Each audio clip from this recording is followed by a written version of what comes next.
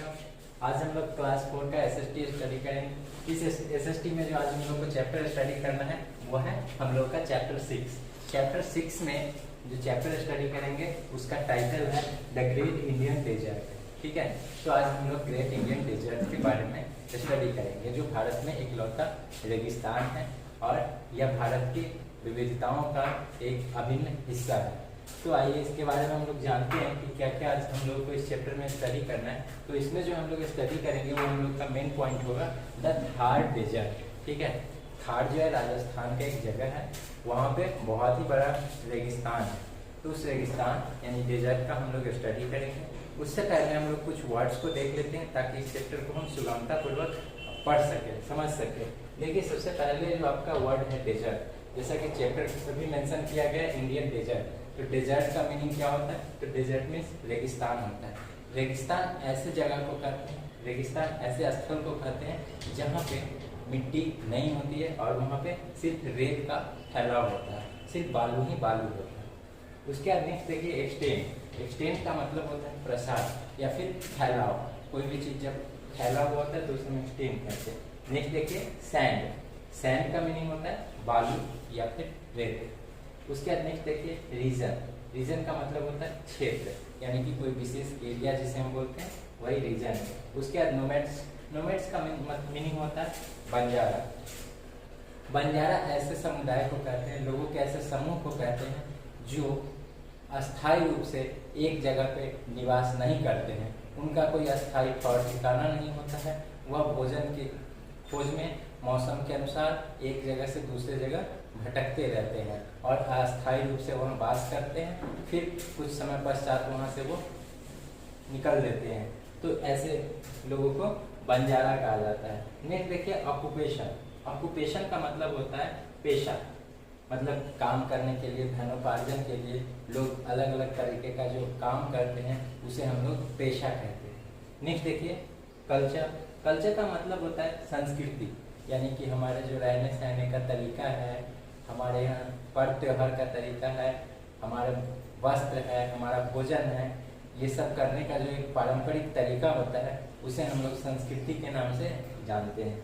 Next देखिए festival. Festival का मतलब होता है पर्व त्योहार, यानी कि आए दिन आप देखते हैं कि पर्व त्योहार मनाए जाते हैं हर्षोल्लास के साथ, तो उसे हम लोग फेस्टिवल के नाम से जानते हैं।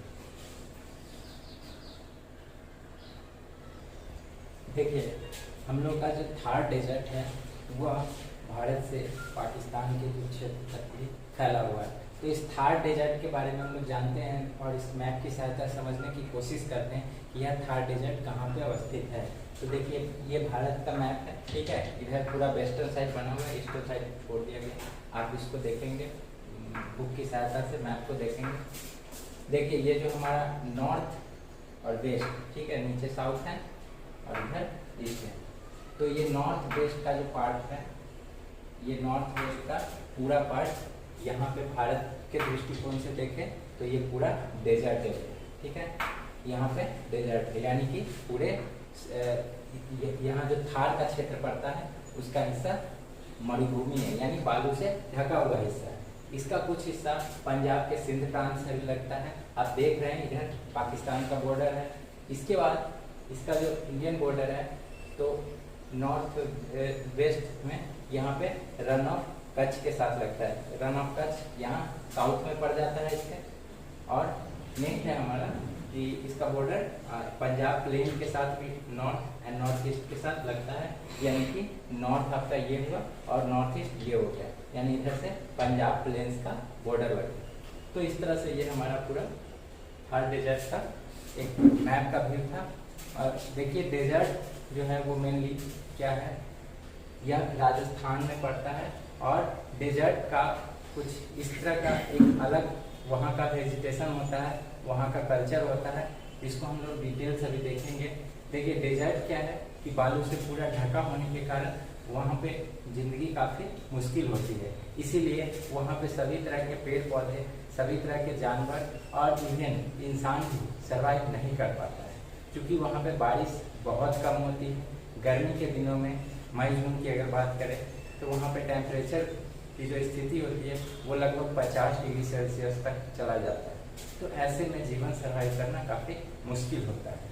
इसीलिए इस एरिया में कुछ गिने चुने पेड़ पौधे और जानवर ही सर्वाइव कर पाते हैं। जैसे अगर हम पेड़ पौधे की बात करें तो आप देखते हैं डेजर्ट में उगने वाले कुछ पौधे जिसे हम लोग जीरोफाइट्स के नाम से जानते हैं, तो वहाँ पे सिर्फ जीरोफाइट्स प्लांट्स ही सर्वाइव कर पाते हैं।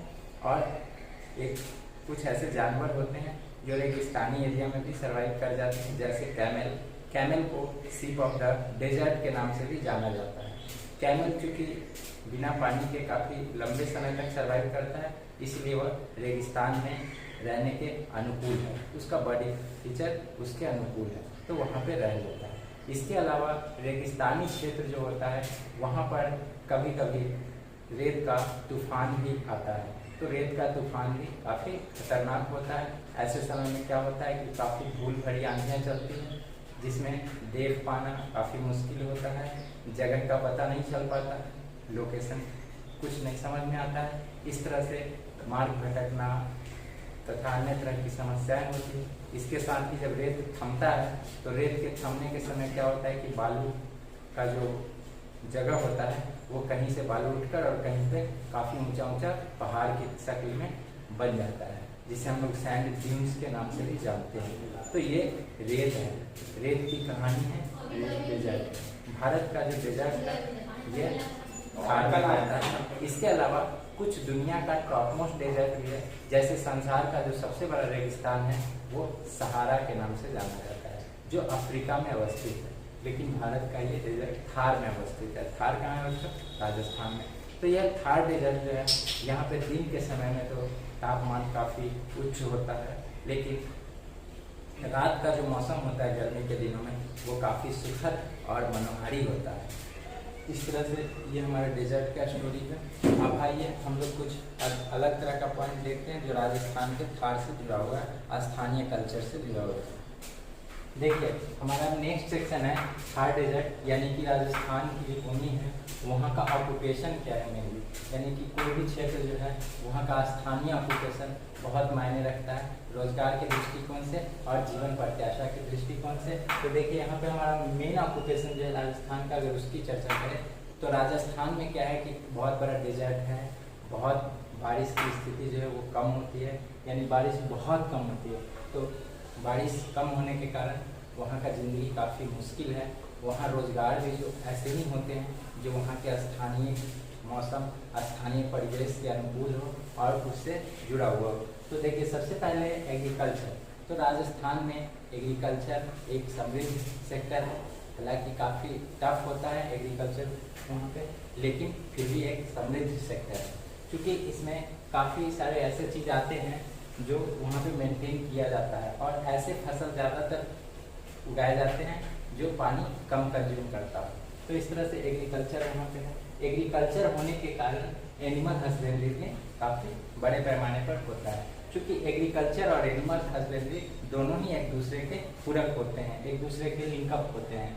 अगर एनिमल नहीं हो तो फिर एग्रीकल्चर में परेशानी होगी और एग्रीकल्चर नहीं हो तो एनिमल हस्बेंड्री में परेशानी होगी। तो एनिमल हस्बेंड्री में यहाँ पे लोग ज़्यादा तरजीह देते हैं ऊँट पालन, क्योंकि ऊँट रेगिस्तान के लिए एक काफ़ी महत्वपूर्ण जीव है। ट्रांसपोर्टेशन में साथ ही साथ कई सारे सेक्टर में उसका मिल्क प्रोडक्शन भी काफ़ी यूजफुल होता है, तो इस लिहाज से भी तो एक ऊँट पालन भी होता है यहाँ पे। दूसरा बकरी पालन बड़े पैमाने पर किया जाता है, क्योंकि गोटरी एक ऐसा बिजनेस है जहाँ की पानी वेस्टेज कम होता है। तो राजस्थान में पानी कम होने के कारण यह बिजनेस काफ़ी सर्वाइवेबल है। बकरियाँ पानी बहुत कम पीती हैं, तो इसलिए ऐसे बकरी पालन एक समृद्ध सेक्टर है। नेक्स्ट देखिए, अब हम लोग राजस्थान के कल्चर का जिक्र करते हैं। तो कल्चर में सबसे पहले हम यहाँ का रिलीजन को देखते हैं। तो राजस्थान में जहाँ तक रिलीजन की बात रही तो वहाँ पे हिंदूज, मुस्लिम्स एंड सिख्स ये पॉपुलेशन वहाँ की है, मेनली पॉपुलेशन, डेंस पॉपुलेशन जिसे हम लोग कहते हैं। ज़्यादातर हिंदू आबादी राजस्थान में निवास करता है, जैसा कि आप इसके एंशिएंट में भी झाँक कर देखें तो वहाँ के जो राजघराने थे उसमें ज़्यादातर हिंदू राजघराने आते थे, ज़्यादातर राजपूताना परिवार आता था जिसका वहाँ पे शासन हुआ करता था। तो इस लिहाज से हिंदूज का एक मेजर रहा। उसके बाद पाकिस्तान के साथ जब पार्टीशन हुआ इंडिया का, तो तो काफ़ी प्रवासी वहाँ से आकर के यहाँ बस गए जो मुस्लिम धर्म के अनुयायी थे। तो इस तरह से वहाँ मुस्लिम पॉपुलेशन भी सर्वाइव करने लगा। और सिख पॉपुलेशन की आबादी अच्छी है क्योंकि बगल में सिंध प्रदेश लगता है, तो वहाँ से भी काफ़ी प्रवासी आए, तो वो अपने सिख धर्म को साथ लेकर के आए, अपने कल्चर को साथ लेकर के आए और राजस्थान के साथ उन्होंने इस कल्चर का संक्रमण किया, जिसके उपरांत एक नया कल्चर बना। नेक्स्ट देखिए वहाँ का लैंग्वेज की जहाँ तक बात है तो राजस्थान में मेनली हिंदी बोली जाती है और साथ में हिंदी परिवार की जो अन्य भाषाएं हैं उसको भी वहाँ पे अलग तरीके से मारवाड़ी ट्यून में बोला जाता है। और सेकेंड लैंग्वेज जो है वहाँ का वो मारवाड़ी है, यानी कि मारवाड़ी और हिंदी मिक्स करके वहाँ की लैंग्वेज बनती है। और साथ में अन्य लैंग्वेज भी जो बोली जाती है वो हिंदी से डाइल्यूट लैंग्वेज होती है। तो इस तरह से ये सब यहाँ का लैंग्वेज है। नेक्स्ट देखिए फेस्टिवल। तो राजस्थान में काफ़ी फेस्टिवल्स मनाए जाते हैं। जो भी फेस्टिवल हैं वहाँ निवास करने वाले धर्म के अनुसार है, वहाँ के जो धर्मावलंबी हैं उनका अलग अलग फेस्टिवल्स है। वो सभी फेस्टिवल्स राजस्थान में मनाए जाते हैं, लेकिन मेनली फेस्टिवल जो यहाँ का है वो तीज, दशहरा, दिवाली, ये सब वहाँ का मेन फेस्टिवल है। साथ ही साथ ये लोग फेस्टिवल के दौरान फोक डांस और फोक म्यूजिक भी पसंद करते हैं और यह भी वहाँ का एक फेस्टिवल का पार्ट होता है, यानी किसी भी फेस्टिवल के दौरान फोक डांस और फोक म्यूजिक एक इसेंशियल पार्ट है उनके जीवन का। इसके बाद नेक्स्ट है हमारा टूरिस्ट स्पॉट। तो जहाँ तक टूरिस्ट स्पॉट का बात है तो राजस्थान में पर्यटन की संभावना और वर्तमान में भी जो पर्यटन सेक्टर है वो काफ़ी फला फूला है, उसकी काफ़ी समृद्ध स्थिति है। वर्तमान में राजस्थान का जो रेवेन्यू है उसमें टूरिस्ट सेक्टर का बहुत बड़ा योगदान है, क्योंकि राजस्थान ऐतिहासिक रूप से एक समृद्ध क्षेत्र रहा है और यहाँ पे कई सारे ऐसे फोर्ट्स हैं, कई सारे ऐसे मोन्यूमेंट्स हैं जिसका दीदार करने सिर्फ पूरे देश ही नहीं बल्कि दुनिया भर के लोग आते हैं। तो इससे टूरिस्ट स्पॉट काफ़ी अच्छा है राजस्थान में, जिसमें से कुछ टूरिस्ट स्पॉट को मैंने यहाँ मेंशन किया है, आप उसे देख भी सकते हैं। जैसे उदयपुर, जयपुर राजस्थान का कैपिटल सिटी भी है, जिसे हम लोग पिंक सिटी के नाम से भी जानते हैं। तो एक पिंक सिटी अलग है, पूरे दुनिया भर में मशहूर। साथ ही उदयपुर में बहुत सारे फोर्ट्स हैं जिसके लिए उदयपुर जाना जाता है।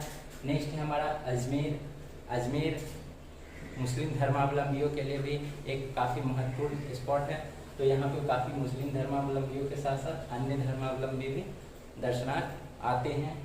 नेक्स्ट है हमारा हवा महल एक बहुत बड़ा किले की तरह है जो काफ़ी प्राचीन है और यह राजस्थान की गौरव का प्रतीक है। नेक्स्ट देखिए जंतर मंतर एक महल होता है, एक इस तरह का आर्किटेक्चर होता है जिसे अगर हम वर्तमान दशा से जोड़ करके देखें तो आप उसे प्लैनेटोरियम या फिर तारामंडल के नाम से जान सकते हैं। प्राचीन समय में जब इतनी सारी सुविधाएं नहीं थी मौसम को जानने की, विज्ञान को समझने की, इतनी आविष्कार नहीं हुई थी, इतनी खोज नहीं हुई थी, उस दौरान यह एक खगोल विद्या का केंद्र हुआ करता था जिसे हम लोग जंतर मंतर के नाम से जानते हैं।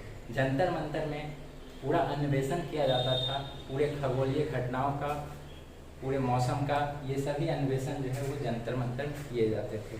तो आज तो इसका इस्तेमाल काफ़ी कम होता है, लेकिन आज एक मुख्य धरोहर के रूप में अभी भी यह लोगों को एक अतीत की याद दिलाता है। नेक्स्ट है हमारा सिटी पैलेस एक बहुत खूबसूरत महल है जहाँ के लोग देखने आते हैं, यहाँ पे बहुत सारे लोग विजिट के लिए आते हैं। तो बच्चों इस तरह से ये आपका ग्रेट इंडियन डेजर्ट था, आपने समझा आज भारत के विविधताओं की एक और कड़ी को हम लोगों ने देखा। उम्मीद है कि यह चैप्टर आपको अच्छे तरीके से समझ में आई होगी। आप लोग इस चैप्टर को खुद से स्टडी करेंगे, आपको जो कीवर्ड्स दिया गया आप लोग उसको याद करेंगे। साथ ही साथ चैप्टर के एंड में एक एक्सरसाइज दिया हुआ है, आप लोग उस एक्सरसाइज को भी करने की कोशिश करेंगे और फिर आपको जो असाइनमेंट दिया जाएगा उस असाइनमेंट को आप अच्छे तरीके से करेंगे। धन्यवाद।